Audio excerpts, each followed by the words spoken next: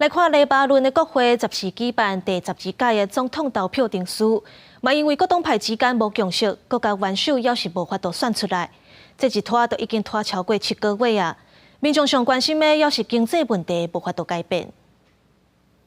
黎巴嫩的总统是由国会选出，每一届任期是6年，各派党连选连任。总统权力包括签署法案、加做法律、任命新总理，甲国会表决之前先同意政府的组成等。10时举行的投票定数，主要候选人是由真主党支持的弗朗吉亚，甲由基督徒参无党派机关支持的财政部长艾佐尔。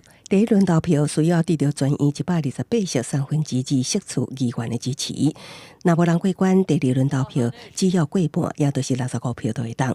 虽然所有议员拢出席投票，不过多数的人将票放入票箱了后，就离开议场。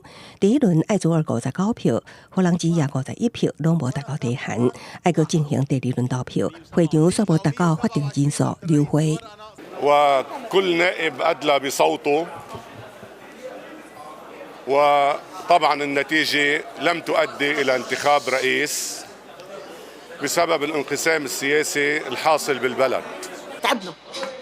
تعبنا وما حدا عم يقدر يغير شيء، بلكي ما بيعرفوا يغيروا او ما عندهم نية يغيروا، بس بالنتيجة وحدة لبنان والشعب اللبناني هو الخاسر الأكبر. 这场已经拖7个月的政治僵局，和权力限制真空，经济好起来无啥希望。法国、美国等国家伫投票进前，拢呼吁众大人士共识，选出国家元首来，以推动改革，顺利处理海外数10亿美金贷款。